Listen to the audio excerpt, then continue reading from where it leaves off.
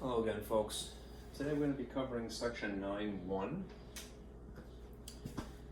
Here's a quick view of the calendar. Yeah, with my pen upstairs. Oh boy. Alright, anyhow. This video will be for Thursday, June 23rd. So, just because, as you know, I had to kick everything down a day, I'm going to be covering section 9.1 today. All right. Either I'm going to do another recording for 9.5, maybe tomorrow, or worst case scenario, I'll push it to Monday, and then these things will just be shifted over a day as well. Anyhow, we'll be done in time. But we'll be doing 9.1 right now. Okay, so made that adjustment. So let me just show you the. This is the handout for today. I swiped this from your textbook and I just modified it ever so slightly. These are the identities that would be good to know, or at least have on hand as a reference while engaging in these two actions here. Basically, what I have written behind me, and I'll explain in a moment, is me trying to summarize the basic idea of having to verify identities or simplify the expressions that a trig expression would be included. All right. So I just took this information and I tried to summarize that. All right, so not a lot to this packet. All right. Anyhow, if you're following along, do print this, especially because it's helpful when you're trying to be strategic about how you're going to go about the process. All right. Let me sort of get rid of this glare here, if I can help that. It's always a problem. If it helps. No, it's just the nature of it. All right. Anyhow, in section 9, there's two things that you're asked to do, and they're basically the same thing. It's just that when you're asked to verify identities, they're already established, and there is a different technique. You know, there's one thing that you could employ, which is your calculator. All right. So if you had to verify identities graphically per se, you would take the two halves of your identity, right, because it's a little equation, and make one y equals that half, right, and then make the other side y equals the other half, right, and then graph them superimposed upon one another. And in theory, if they are in fact the same thing or they equal, then the graphs should be the same. All right, so no sweat there, right? Algebraically is really more the skill that you want to cultivate, because ultimately simplifying expressions, which is what this entails, is going to be part of the process of solving. All right, so the whole point of section 9.1 basically is to get you revved up for what is forthcoming, section 9.5. All right. Section 9.5 is going to entail simplifying at some point. Why? Because an equation, in theory, includes that it's built upon expressions. So if you can simplify expressions, then you're already ahead of the game. All right. So we're going to practice doing that today. All right. Here's the advice that I would give you. All right. And if my little thing is in the way here, I'll move it out of the way again. Basically, you want to choose, if you have two sides of an expression, to focus on, for lack of a better phrase, the ugly side, meaning the more complicated side, all right, of the two. All right? And then you want to try to simplify it by way of maybe factoring or squaring, or by adding fractions if there are ratios. All right? And then ultimately substitute the identities that are compiled, right, on this document. All right, this is what we know to this point, right?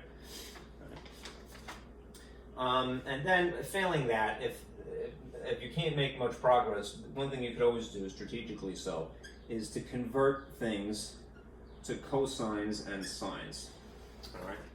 So think of that not as a last resort per se, but part of the process. All right. All right. And sometimes it ends up being what you do. All right. When you can't get anywhere else. All right. anyhow, let me give you a couple of examples to illustrate this. Actually, you know what? I want to just make a little amendment to this. It's not wrong. It's just being technical. So with that, I will turn on my projector. Oh, I see what it is. Baby Lorraine, you're getting me in trouble here. Okay, my mother's book is. Yeah, I'll show you something neat. This is nothing to do with that. Nothing to do with math, but this is my mother's. It's empty right now, but this is the wooden cover of what was her baby album from 1954, 55. Anyhow, it's getting in the way here, and I don't want to disrespect it. But I can't get close enough to getting this out of the way. Alright, sorry for the issue here. Let me turn this on. Baby Lorraine. Still causing trouble, even from beyond.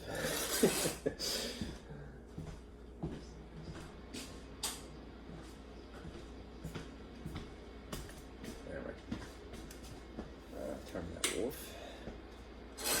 Close that. Okay. And zoom in on this for a moment.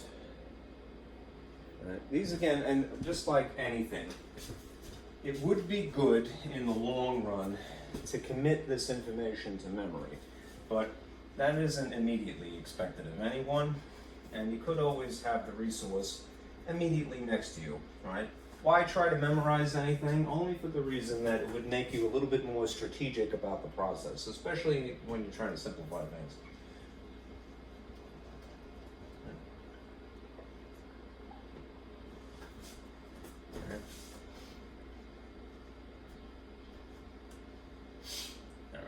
So let's take a gander at this for a moment. As I said, these are the things that would be good to know. Let's see if these will write today. Hopefully they will cooperate. I'm going to have to get new markers most likely by the end of today. We had the Pythagorean identity established from, I want to say, chapter 7, at least.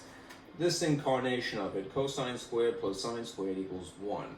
Why? Because it is derived from basically the Pythagorean theorem. All right. We had established on a unit circle that if the radius is 1, then the hypotenuse is 1, and therefore an x value would be related by cosine and a y value would be related by sine. All right. It turns out that if you substitute, all right, you can actually derive this version of the same Pythagorean identity, right? Or this one as well, which involves cotangent, right? I'll show you that perhaps in a little bit. Let me zoom in on this. All right, these are the even and odd identities. I kind of jumped the gun last class, and I don't even remember what the reason was. I included this in the conversation. I ended up deleting it out of the packet that I submitted to you in PDF, but this will be useful to us today. Things, remember, that are even, right, functions exhibit horizontal symmetry, which means essentially that if you were to reflect the graph over the y-axis, all right, that the graph would look the same, before and after, all right. Whereas if something is an odd function, it exhibits symmetry about the origin. In that instance, you would have to do two reflections in sequence, one horizontally and the other vertically, right? And then you would have similar looking, the same looking graph before and after. But this is 2 steps, and that's just 1 step, all right? Anyhow, if you have a negative input for your angle, all right, it would have the same effect on the graph as a positive, apparently, right? And the same could be said for secant. There's only 2 of the 6 trigonometric functions, all right, that have horizontal symmetry, apparently, and of odd there are 4. All right? So those ones are a little bit more complicated in terms of the process. All right. Here are the cofunction identities. All right. Good way to think about them is, although it's written in radians here, pi radians, pi over 2, of course, is 90 degrees. Right. The value of sine evaluated at whatever this angle is, all right, is the same as cosine off by 90, all right? What they say, especially in physics, is they say that these things are out of phase by 90 degrees, all right? That just simply means that they are apart by 90 degrees in terms of time, all right? Quote unquote time, all right, in terms of pi, the x-axis anyhow. All right, so if you can take the angle and subtract it from 90, you would have the equivalent, all right, in each of these cases, right? Not much to be intimidated by that, right?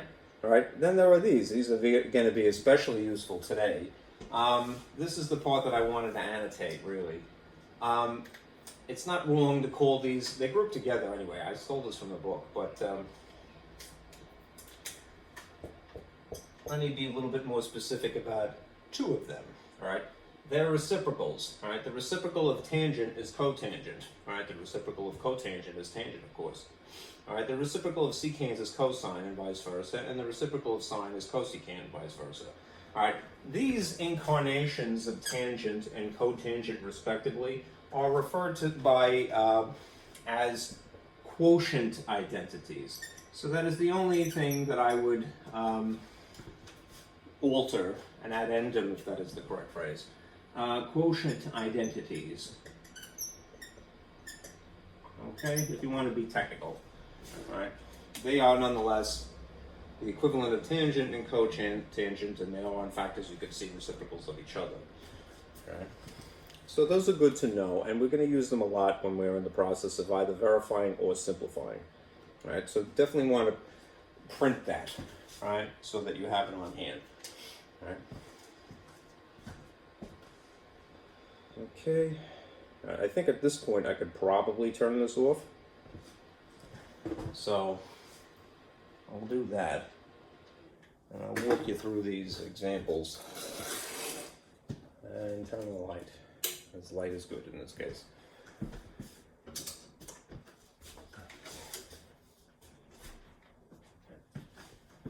That looks sufficient, right? I don't think I need my kitchen light.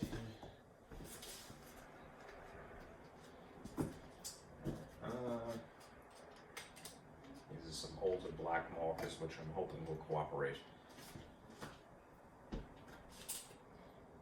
That blue is not bad. Not good enough to hold, apparently. That's better. Okay. All right. You go back in the cup. All right. And I'll leave this here.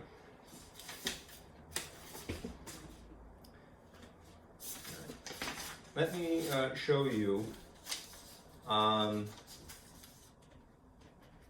how to derive the Pythagorean identities. We already did this in theory for, as I said, cosine squared plus sine squared equals 1, right? But remember, all of this stems back to the Pythagorean theorem, but in taking the equation of a circle, all right, essentially that correlates to a unit circle, meaning that I'm going to put the conditions of a unit circle in the appropriate places. If we're talking about a unit circle, of course, what is the value of the radius? It would be 1, which whether you square it or not is going to be 1. All right. I think I might turn that off because it looks like it's causing trouble. All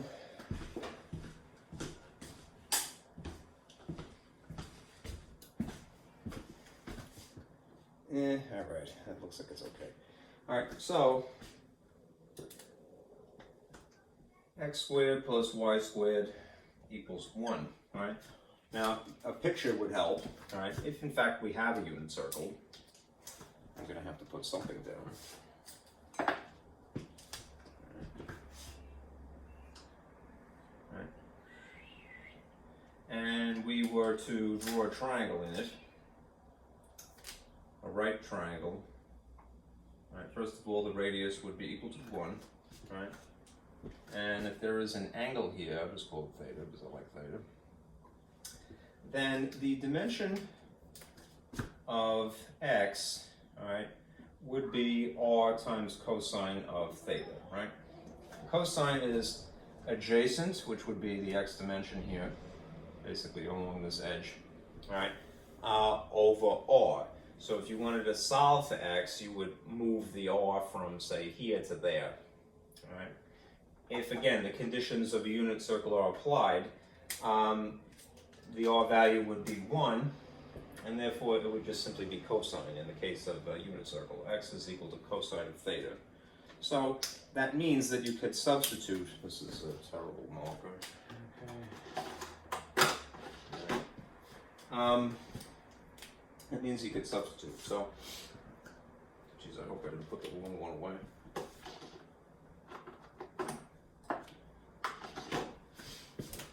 In place of x, you would have the cosine of theta. All right. If it happens to be squared, all right, that's the notation they have for squaring trig functions. This is a better one. All right. Similarly, if you were to try to calculate the y value on a unit circle, it's r times the sine of theta. Why? Because it is opposite of the angle.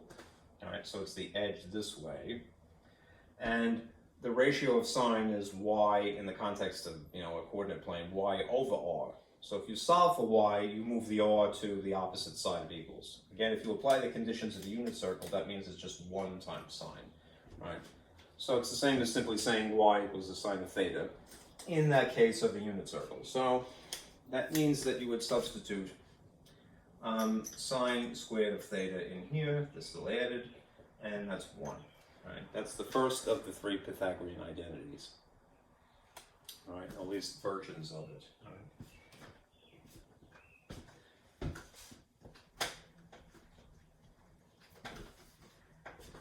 Now the other 2, all right, is a good segue into what we're doing today, because it requires a person to kind of get comfortable with doing something kind of weird randomly, or seemingly randomly. The real phrase I'm using, I should say, is strategic. All right. So let's say that we started with this. All right. X plus y squared equals 1, and we have done this work already.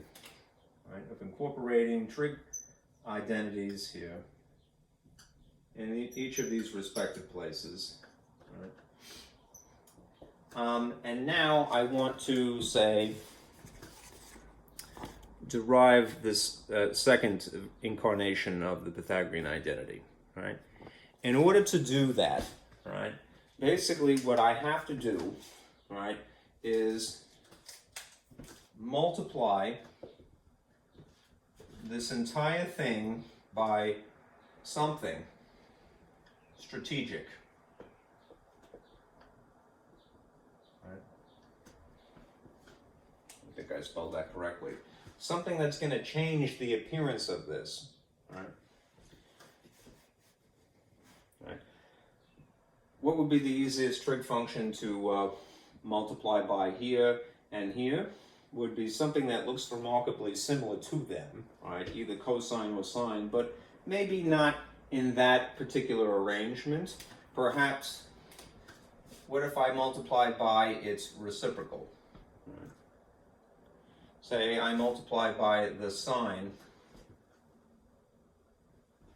of theta, and for the sake of a cancellation effect, I multiply by 1 over sine squared theta, right? And then strategically distribute this to both sides of the equals. Remember, you can get away with murder in math. I mean, people may be a little bit uncomfortable, naturally, all right?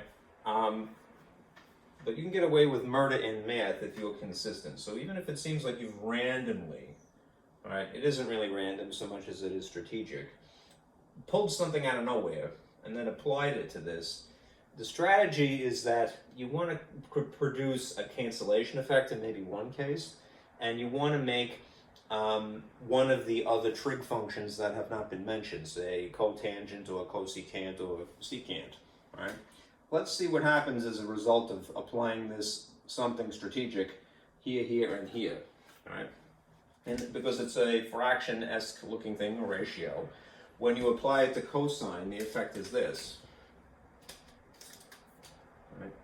You would get cosine squared, what was there, now with this underneath it. Right? As you apply it now to the sine that was there, you would have what was there but now sine squared underneath it, right? And if you apply it to the number 1, right, it's just going to be itself. What you started with is what you end with in that case. Right, now, maybe the more obvious effect is actually right here, because even though this is ugly, right, it isn't essentially something divided by itself. That's the strategy here. All right. What happens when you essentially divide something by itself, however ugly or complicated it is? All right.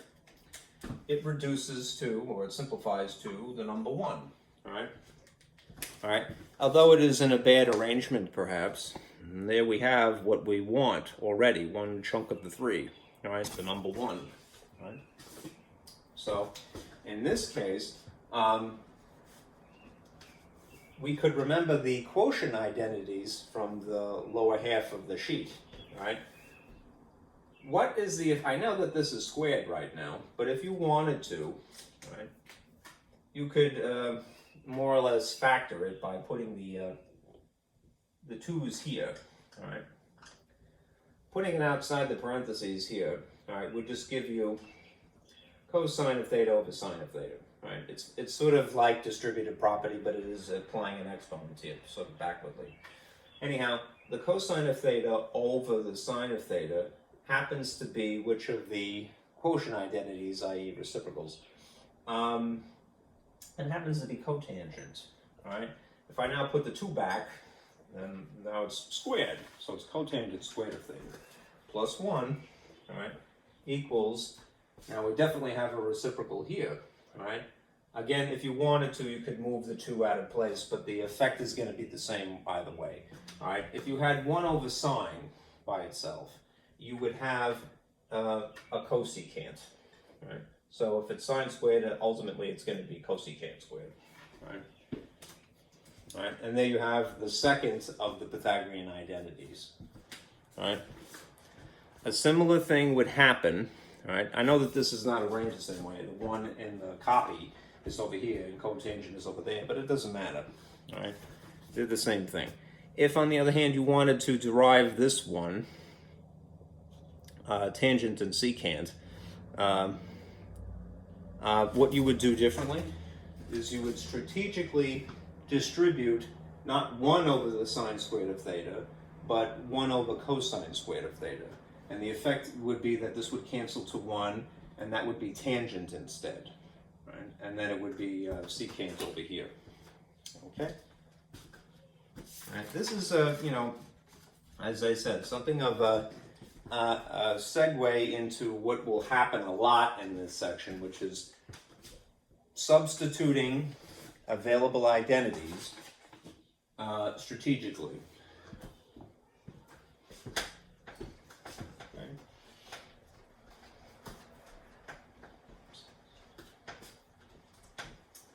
All right, now, if you are asked to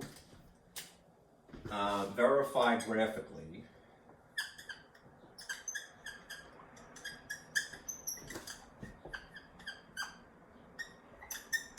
the following identity, that the cotangent of theta, being a little lazy, I'm not putting the parentheses, I really should, but it's okay, all right?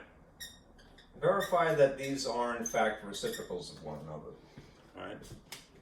What you would do in a situation like this is take a hold of your calculator, split this in half, all right, and make this the quotient form of it, right? Because on your calculator, what do you have? You don't have buttons per se that are for cotangent, unless you had some amped up version of a calculator I'm not familiar with. You have sine, cosine, and tangent only, right? And the inverse is behind them. So what you'll do, just for the sake of verifying that these are the same thing, they produce the same graphs, all right? You're going to write this in the quotient identity form, all right, which we just got done saying. The quotient form of cotangent, all right, is that it is equal to cosine of theta over the sine of theta, all right? So we'll just call that y equals 1, all right? And then the other one, we could just enter that as we see it here, all right? y equals 1 over the tangent of theta. All right. I don't think there'll be an issue per se, but just erring on the side of caution. All right. You may want to remember to set your calculator to Radian mode. All right. If there's an issue, oftentimes that is the origin of it. All right. So here I'll show you.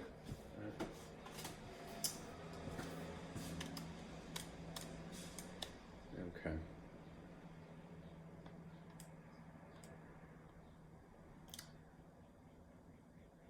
Mode. Okay. Here I am in mode. And I'm just going to make sure that radians are highlighted. It probably shouldn't matter, but one thing I discovered in the process of doing my own work was like, if there's an issue again, you might want to change it to that. Anyhow, a good place to start. If you go into y equals now and you type in the red version of this, the red incarnation, using the buttons cosine, theta is just going to be standard for that will be x, and then you hit division and sine, not tangent, there'll be sine of x, and well, be a good guy and close the parentheses. Now go ahead and graph that. All right. If it gives you a funny picture, that just means you have to change the screen dimensions. All right. In which case, you could either do it manually via window or via zoom. All right. Trig. I'll show you this really quickly. Z-trig is usually what you would go to in this instance. All right. And then you could try to zoom in or zoom out if necessary. Anyhow, here we have a cotangent, which we're familiar with. It looks like tangent sort of backward. All right. These would be where the asymptotes would be. All right. And just to verify, remember, being that cotangent is a cofunction, it's out of phase with tangent by 90 degrees. So what this point here should be is pi. If that's pi over 2, meaning 90, then that's 180, 270, and that would be, off the screen, would be 360 or 2 pi. All right, the asymptote here, all right, would be, that trace, at the location of pi. So what you'll see when you enter that is that there'll be no value for y because it is undefined at that point. All right, and then you see it, right? Very good, all right? Same thing if you check for 0, and in theory if you went for negative pi.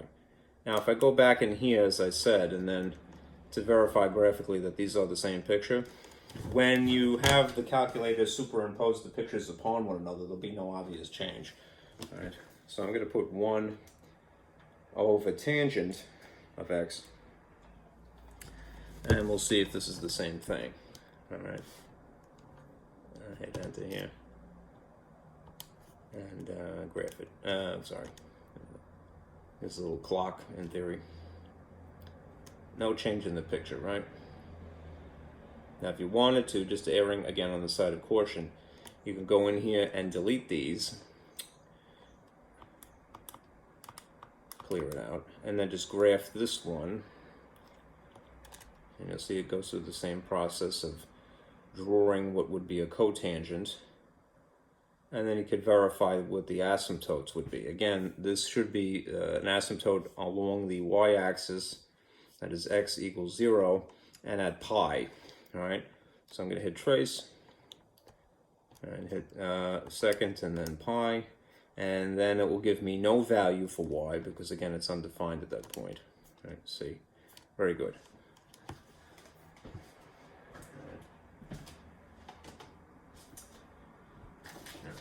Let's do it now, and this will be what I'll be doing a lot now, is that I'll verify instead, graph algebraically, I should say.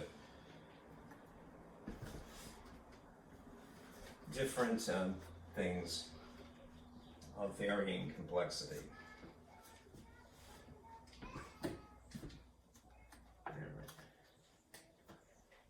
Oof, what a tight marker. Verify algebraically. This is definitely going to die. Okay. Get rid of that one. I really should figure out a person who recycles these because I can't tell you how many I have used over the course of 2 years. These are all bad. I'm trying to spare the landfill from them, they're terrible. Yeah, we'll verify this one in red and blue. Hopefully that will cooperate. Tangent of theta, that writes nicely. Okay, very nice. Times the cosine of theta is equal to the sine of theta. Now remember, the strategy is basically this, all right? Choose the more ugly side. So that's not very nice, but I think you might remember it if I say it that way. Choose the more complicated side to simplify if it is possible. Now you might try factoring, you might try squaring things, and if there were fractions involved in here, you might try to combine them, all right? And failing that, all right, you could try to convert things to sines and cosines. In that case, that would probably be what happens here, right? That isn't always the last thing that you do. I don't want to make you think that. But it's a good strategy to think about it in as certain steps, perhaps. Anyhow, tangent, borrowing, again, the very bottom here, one of the quotient identities, would verify as being sine of theta over the cosine of theta. All right. Meanwhile, what is sitting adjacent to it? Cosine of theta that was already there. All right. And even though we don't know what the actual theta is, regardless, right? This is a glorified fraction times a glorified fraction. So what happens when you have similar looking factors across from one another diagonally? All right, they cancel. All right, and that leaves you with just sine over 1, which would produce the just sine of theta. Therefore, all right, this indeed verifies. All right. Now, why did I put this in the script and that not? I don't know. I'm a kook. All right. Anyhow, it proves that it's true. All right. Just by substituting. All right. All right, an identity. All right, here's another one, a little bit uglier. Let's see. Suppose you had this sort of binomial-esque looking factor, and I'll use x instead. It doesn't have to be x. But plus the sine, in this case I really have to include these little extra parentheses, is equal to the cosine squared of x. Let me check to see that that is visible and in the frame. All right, 1 plus sine of x, I really should do that every single time. 1 plus sine of negative x input is equal to cosine squared of x. All right. Well, what would happen, all right, firstly,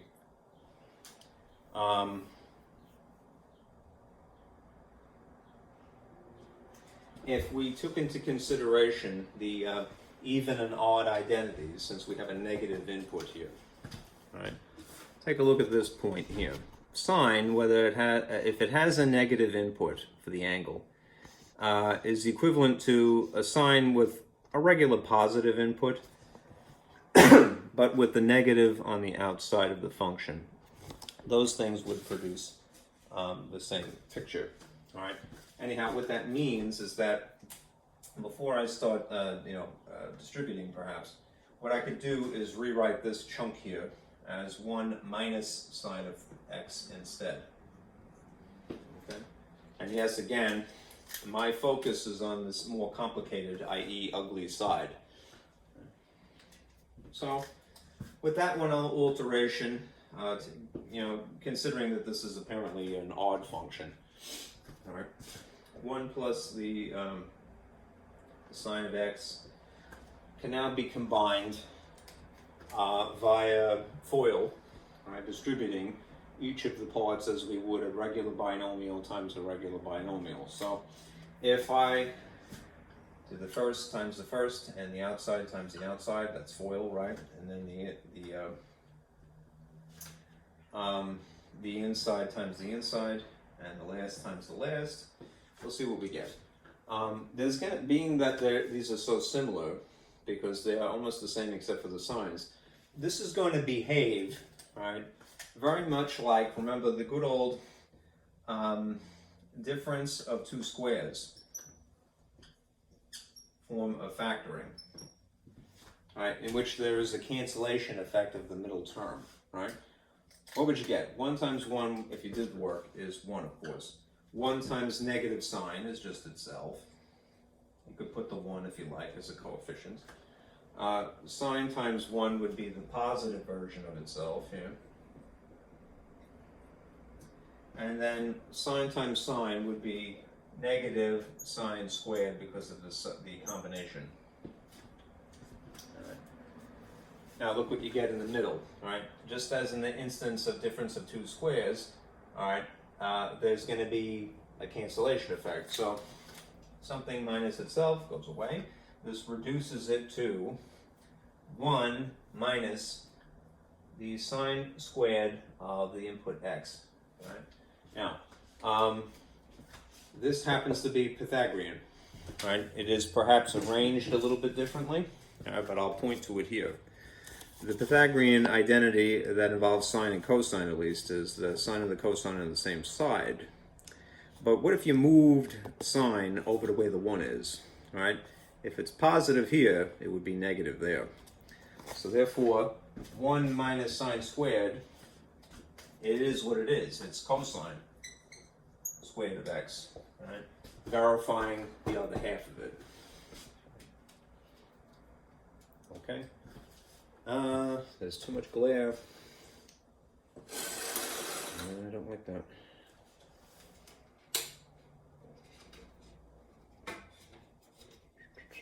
The lighting situation here always stinks. Okay. I'll leave it like that. I hope that is okay. No, I don't think that's improving things.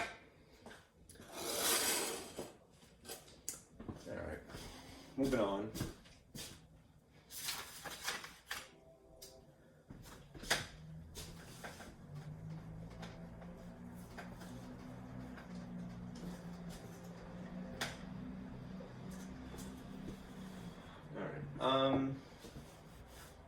Let's do again an increasingly more complicated version of this. Verify that secant squared of theta minus 1 on top of secant squared of theta is equal to sine squared of theta.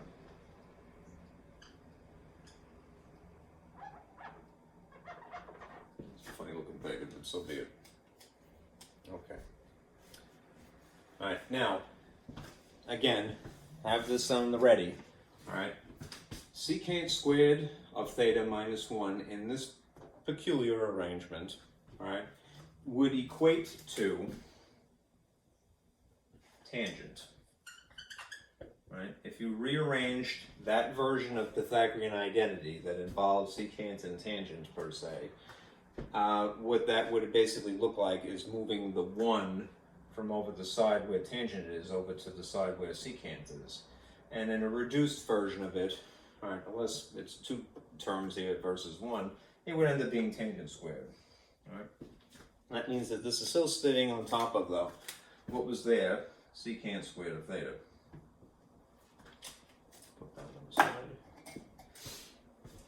Okay. Now, secant, all right, is the reciprocal of cosine. All right. So if you wanted to, all right, now tangle with this. If it makes it more sense, I'll put it over here as sort of ripped apart. All right. Tangent squared of theta over 1 times essentially what would be 1 over secant squared of theta. Right? If you prefer to look at it that way, I wouldn't blame you. Right? It makes it a little bit easier to think of this as being an actual reciprocal, right? Because you could see it as in the fraction-esque sort of form. Right? 1 over secant just regular secant, is cosine. Now again, if you're a little worried about the degree of 2 here, you could always put it on the outside of parentheses, right? But the effect is going to be the same in this case. So the reciprocal of this, all right, would be just cosine, right? And it would be squared because that was squared. So now it is on the top tier, all right? Tangent itself in the quotient form, right, would be sine squared of theta ultimately over the cosine squared of theta. All right? And look what happens once again. If you think of these as being fractions that are factors, right, there's a cancellation effect. So the cosine squares would cancel. You'd be left with sine squared over 1, which is just sine squared again.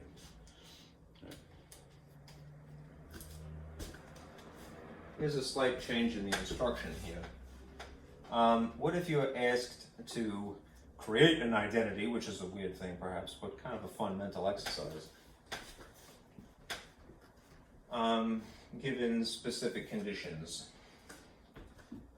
All right. One of the questions potentially would be this: create an identity,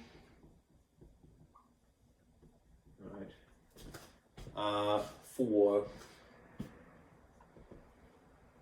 2 times the tangent of theta times essentially the secant of theta, specifically in terms of sine. Right, meaning that you're going to translate this into something that involves just sine, all right? Not cosine per se, just sines, right? So just sine, right? Nothing else, right? I'll put it over here, right? If you have 2 tangent of theta times the secant of theta, right?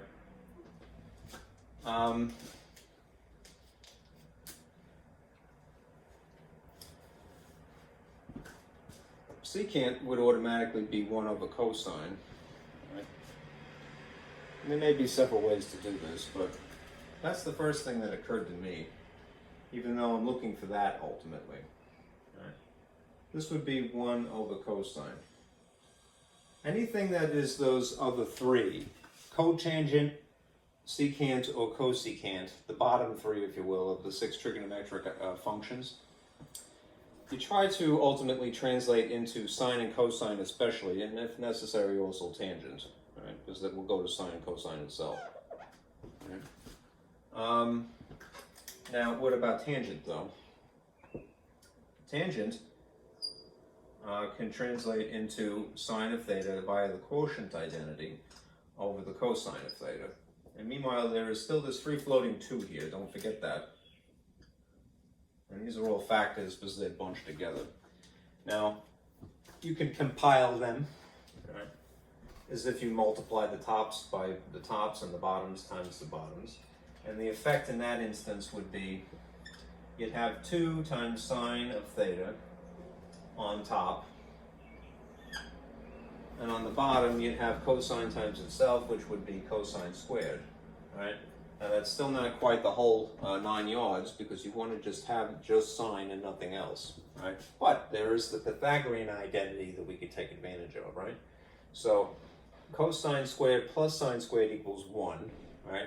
If you just shifted it around algebraically to solve for cosine, then you could substitute that the right side of it, right? The effect would be this: replacing this with the equivalent of the Pythagorean identity, which would be 1 minus the sine squared of theta over 2 times the sine of theta. And that may not seem like much, but that is completing the requirement. Translating what you see here, things that don't involve sine or cosine at all, into exclusively sines. So 2 sine of theta over 1 minus sine squared of theta. Okay.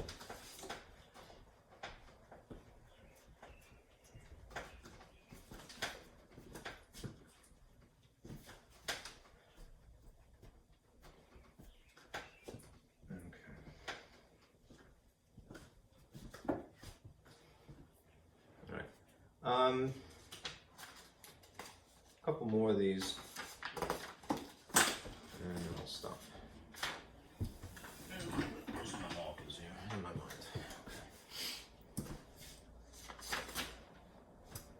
mind. Here's an ugly one. This will be just simply verifying again. Verify that sine squared of theta with a negative input, I should say. Negative theta minus cosine squared of theta, regular input, over sine of negative theta, input, minus cosine of with a negative input, is equal to cosine of theta minus the sine of theta. Again, I really could put, just for better etiquette perhaps, parentheses around the input, but that looks a little bit less ugly and I'm running out of space. So I'm going to leave it like that. Okay? Now, what you're going to see immediately is that you have negative inputs here. All right? Now, in this case, what I would be just a little extra careful is I would move the degrees of 2 here. All right?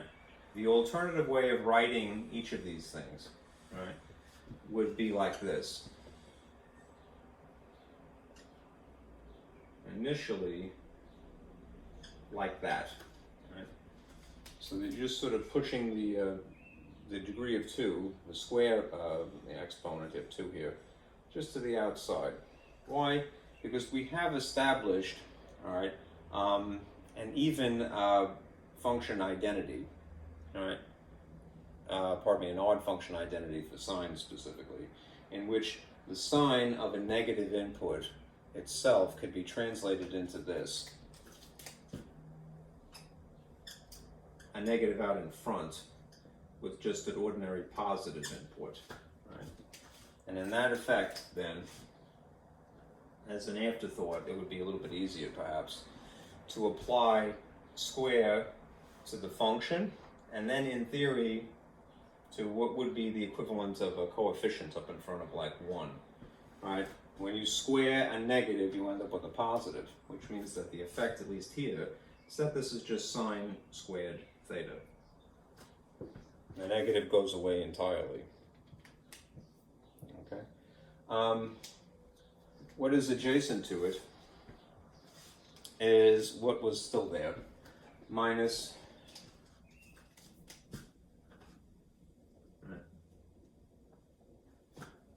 you could translate that. I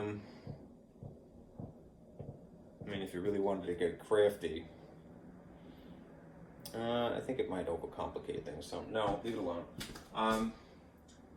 Cosine squared of theta is still here. These are together now above the line, like so. All right, leave them as they are. This is getting close to what we want anyhow.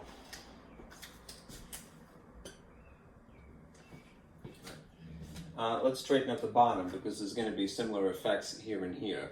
All right. And if I'm paying attention to this particular sign down here, all right, just as in the case of the top one, only I don't have to worry about the squaring in this case. All right, this will produce the equivalent of negative sine of theta, and then simultaneously, this negative input cosine, being that it's an even function, right, will produce regular cosine input here, for lack of a better phrase, and there happens to be a negative that is there. So negative input or not, this is what it would be, and then there's a minus, just because there was a minus there. Right? And what we could do is factor out the negative.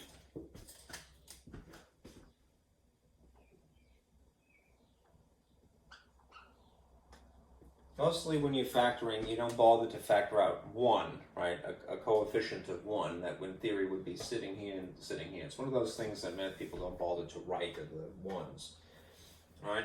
But if you're gonna, for the sake of, if it's convenient for you, all right, you could take a negative 1, right, and factor that out. What I'm getting at is that the effect down here is that if I factor out negative 1, I'm going to put it outside of the parentheses, right, and figure out what the bearing it would have on sine and cosine each, right? If I'm ripping negative 1 out of each of these terms, that and that independently, then that would leave sine of theta behind here, just after parentheses, and then in theory positive cosine here. Okay. Right. I'm a little short on space, so what I'm going to do is I'm going to erase this.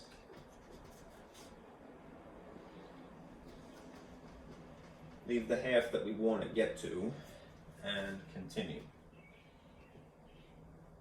All right. So what's on the top still? The top is still sine squared of theta minus cosine squared of theta. And the bottom is now this factored version of sine of theta plus cosine of theta. Now you may remember again, put a little footnote in here, the difference of two squares modeled, right, when you're factoring. Right. Now I didn't include it in the packet, but let me show you, if I can, a copy of that, just so that you know where to look for it if you need it. All right. It's something that will be available ultimately, but if I have it here handy.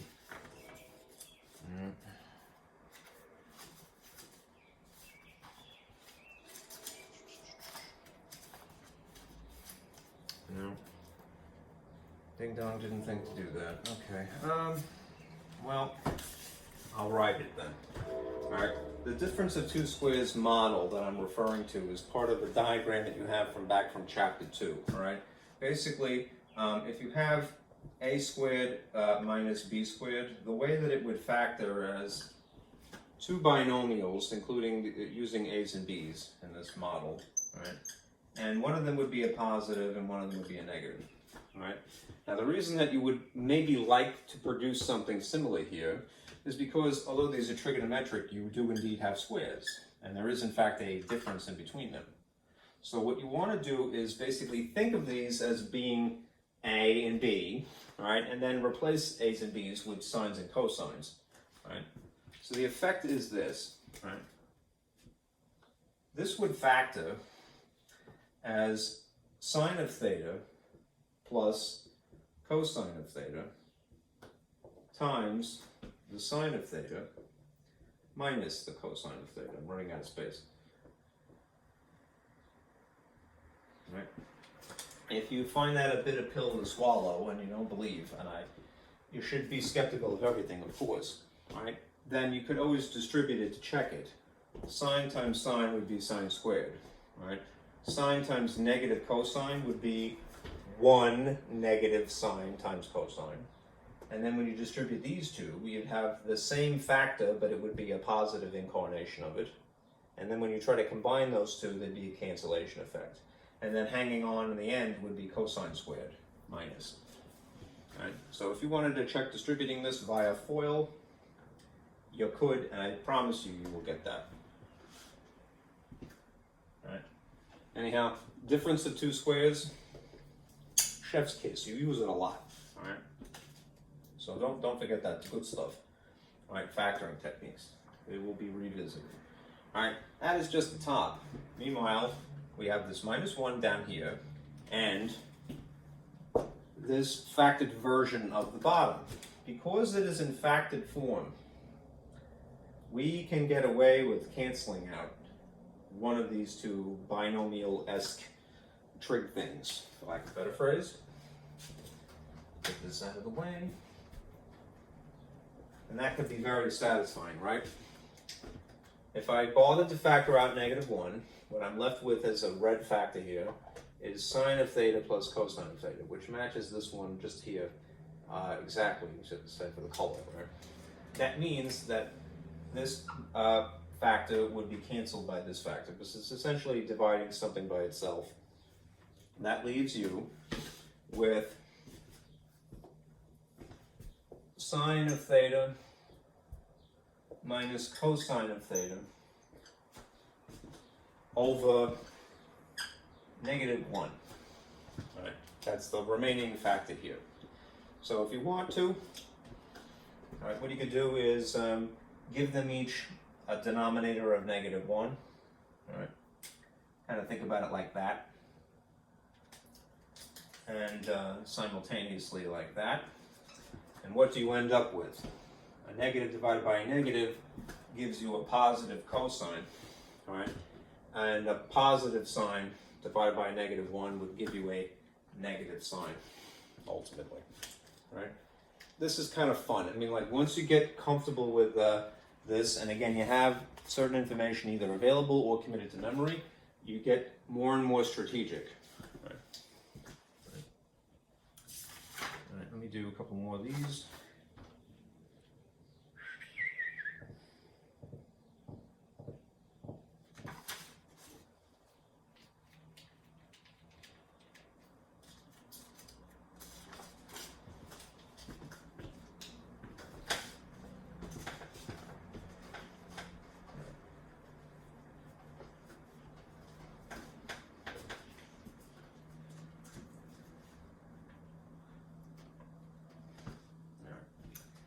Here's another to verify. This is a bit easier, I think. Verify that 1 minus cosine squared of theta, or x in this case, they just changed the input variable, x, right, times the factor of 1 plus cotangent squared of theta ultimately equals 1. Okay. Now, when you see 1 and then something squared, little red alert, right? Probably Pythagorean, all right?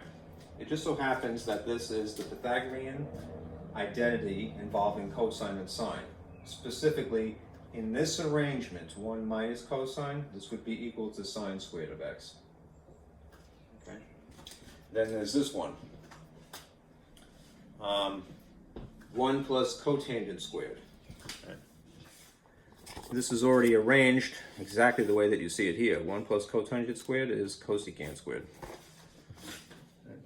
So, don't drop it. Okay. This is the factor cosecant squared of theta. Right? A different incarnation of the Pythagorean identity. And we're still hanging out on the left side here. All right. Now, that's not quite 1 yet, but do remember now, reciprocal identities, right? What is cosecant? It is the reciprocal of sine. If it happens to be squared, then this will be squared as well, right? And then what do you have then? Sine squared, I should stop doing that. I'm sorry. I keep changing the variable. I just like theta so much, right? Ding dong, come on. All right, x's, sorry. You have sine squared of x technically over 1 times 1 over sine squared of x. All right? That is essentially something over itself. It's something divided by itself. There's a huge cancellation effect ongoing here, if you want to think about it that way, and then what do you end up with? 1. Okay. A couple more of these.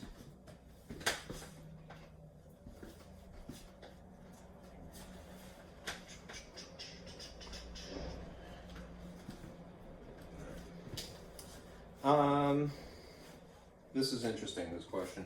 This is asking you to write a trig expression as if it were an algebraic expression. Remember that there are algebraic functions and then there are transcendental functions, of which the trigs are the periodic type, right? Here's the thing that you're going to be working with. 2 times cosine squared of theta plus cosine of theta minus 1. Right? When you have something like this, what I would resurrect from the tools in the toolbox would be the technique of U substitution. Right? U substitution is basically temporarily changing the appearance of something, just not to get bogged down with the minutiae, the fine details, right? And there are certain conditions where it would be applicable. You don't have to use the letter U. As a matter of fact, the book that I stole this from, they didn't use U, they used X. So you want to call it X substitution, that's fine, all right? What are the conditions that have to be met? Well, you would generally like something that looks like a trinomial, meaning something that has 3 obvious terms in descending order, meaning that the degrees diminish as you read from left to right. So far, so good. All right, number 2, all right, you want things to have the same bases. If there are exponents, you want the exponents to have the same bases. Right? In this case, the base of the exponent is cosine. Right? And although it's not written here, you can put a 1 there. All right. The third term should be a constant, meaning that it's a regular ordinary number. It's 1. All right? And then the fourth condition that would be ideal would be that the first term is double the second term. I'm sorry, my marker is dying. So I will reread that if there's too much glare. You have something that is trinomial-esque. Whereas a polynomial is something that could be trinomial perhaps, and this is not algebraic per se. But it is 3 obvious terms.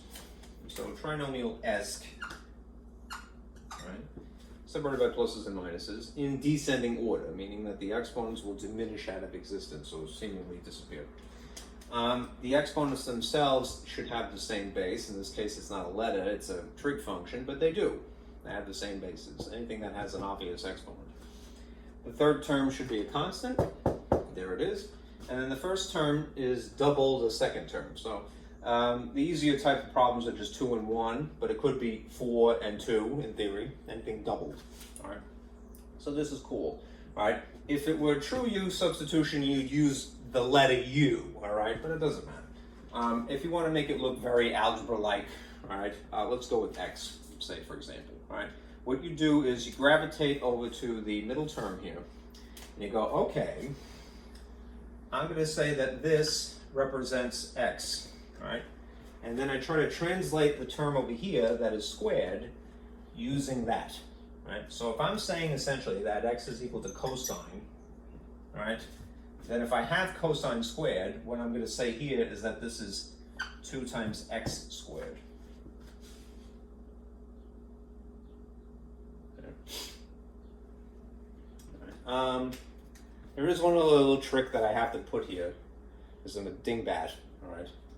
The original problem, because I invented a problem, was that there's a 4 here. Sorry, all right, not a 2. All right, I get so excited that I don't pay attention. All right. Anyhow, I'm going to erase this because this is the process, but I need the space. So if this is not 2 cosine squared, sorry, but in fact is 4 cosine squared. All right. Here's what will happen. Underneath this, I'm going to try to manipulate this particular term so that I could just have one sort of factor raised to an exponent of 2, right? the number 4 can be written like this, as 2 squared, sitting right next to something else that is being squared, because cosine of theta squared is being represented by x squared, all right? If you remember rules of exponents, where you have different bases, all right, but they're raised to the same exponent, you can kind of group them together. Right? We usually think about it in the opposite process direction. That is, we apply an exponent to two things as if we were kind of distributing them. But if you think about it backwards, all right, you could write it like this instead. Right? It's a little less ugly that way. Right? Meanwhile, over here, what do we have? We have this. We have x, right? And then we have minus 1. Right? And that is an algebraic expression, right, in place of a trig expression. Right?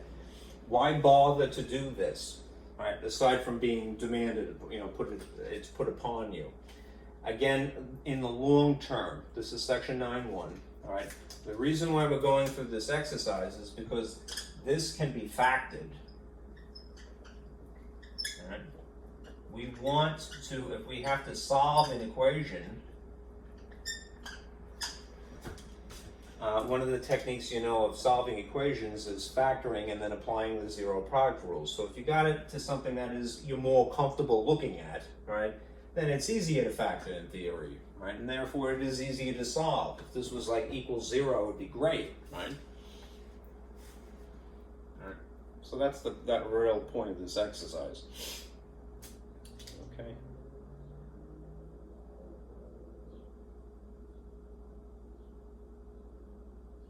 What am I doing? All right. I combined two problems. I do.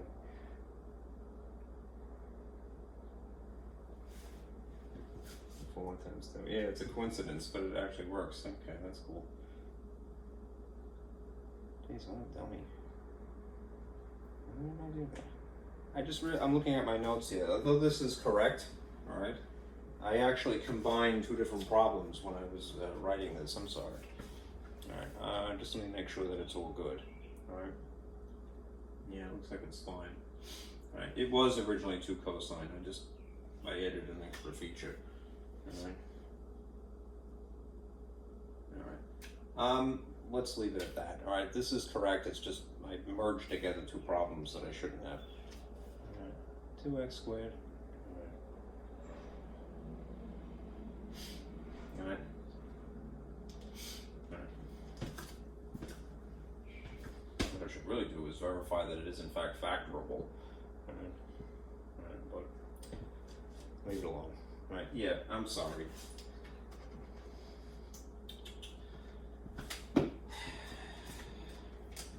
This was the original problem, 2 cosine of cosine squared.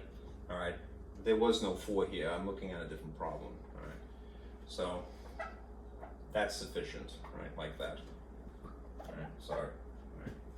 And this is indeed factorable. All right, 2x squared plus x minus that. If you did factor it, you should get this. 2x plus or minus 1. Minus 1x plus 1. 2x times that would be 2x squared. 2x times 1 is 2x, that is itself. Minus x would be reduced to 1 positive x, and then a negative times a positive would be that negative. Good, yes. All right, anyhow, I'm sorry. I invented I had two different problems and I merged them together. This is the actual problem, 2 times the cosine of x, right? And that's how it would factor, right? And again, this is still the reason why we're doing it. We want to be able to factor something because we want to be able to solve something, but that is section 9.5, it's coming. Let me show you the other problem that I'm a ding-dong and I merged it with, all right? It's very simple looking, that's why.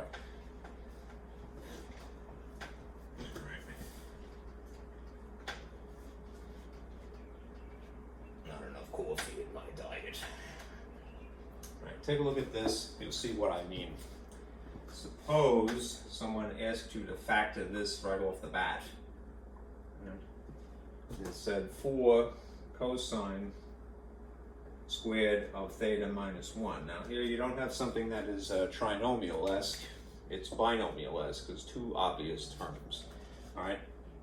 This, if you can help it, you might try to rewrite it, all right, again as the difference of two squares, all right, model, all right, which is that you have something that is essentially a first thing, however complicated, squared, and a second thing, however complicated, squared, but just two terms separated by the minus. The difference of two squares, all right? This is almost good to go, but it's not perfect, all right? This is the thing that I was talking about earlier. You could rewrite 2 as 2 squared. Now it happens to be sitting next to cosine squared of theta. Simultaneously, this 1, though it may be superfluous, could also be written like that. And then these two can be combined, right, under one sort of roof here as 2 cosine of theta. This would essentially distribute, that would be a 4, right? This would distribute to here, that would be cosine squared, all right? It's all good, all right? Now, the reason why you would bother to write something like this in this version is because it conforms a little bit more closely with how the difference of two squares actually factors, all right? What I alluded to earlier was that the model of factoring would produce this. Once you identify what these chunks are, these two parts, in the model, you would just park them here, here, here, and here. And then, because there's no third term in the middle, there's a cancellation effect, you have to remind yourself sort of as an afterthought that one of these is positive and one of these is negative, all right? So, if you're going to now take this and factor it, all right, instead of using A and B and A and B, use 2 cosine and 1. Okay. So essentially, 2 cosine of theta, 2 cosine of theta, and a 1 here and a 1 there, all right? And that's it. This is the factored version of it, expanded, cosine of theta plus 1, sitting next to 2 cosine of theta minus 1. All right, again, why do we care about this stuff? Because although we're in 9-1 and we're just practicing simplifying and essentially factoring too, we want to be able to employ the strategies from algebra for solving equations, one of which is factoring and then employing zero product rule. Okay, that's the whole point of it. All right, all right. One more of these and I swear I'm going to stop.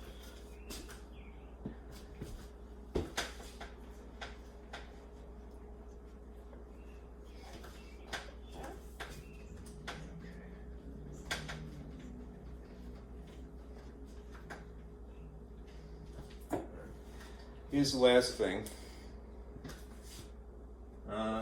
Sometimes you give it instructions like this to simplify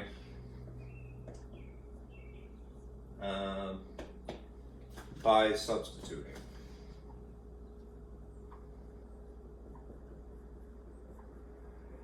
All right. So if you were given, this isn't part of an identity per se, there's no equal sign, it's just a trigonometric expression. Remember, you simplify expressions, technically, and you solve equations. So, if you had cosecant squared of theta minus cotangent squared of theta, and you just wanted to make this a little less disturbing. It's not bad, I'm trying to be funny, all right? That is, make it something a little bit more warm, fuzzy, and familiar. Something that doesn't have the other 3 of the 6 trig functions. That's too many fingers. 6, right? Yeah. Something that has maybe just sine and cosine, right? Even. We don't like tangent if we can avoid it, all right? But to break it into those things. At this point, if we just kind of zero in on this one, all right, cosecant squared. If it's squared, think Pythagorean theorem, Pythagorean identity in this case, and what that would relate to, right? In the arrangement solved for cosecant squared, it would be 1 plus cotangent. What a coincidence, right? Because what is it sitting next to? Right? And then there just happens to be this here, minus cotangent squared. In this case, to change this to sine squared isn't necessarily wrong, but it may be kind of going the long way around rather than the shortcut. So what happens once you've substituted this via the Pythagorean identity is that you end up with like terms, and then strategically one of them will cancel, because if this is the positive incarnation of this and this is the negative incarnation of this, these parentheses that I've drawn here, they're superfluous. You don't really need them at this point. Right? You're not distributing a sign. Right? What is the effect of a cotangent squared minus itself? They cancel. Right? Which means, what is this equal to? Or what does it reduce to? What does it simplify to? 1. Right? And that is that. Okay? All right, thank you guys for sticking with me. All right, as I said, this video is for Thursday. All right, and this was section 9.1. All right, next week, if not sooner, all right, I'm going to produce the 9.5 video, which is going to be involving simplification for the sake of solving, simplifying for the sake of solving. Okay, so thank you guys for listening, and I'll see you again soon. All right, be careful out there.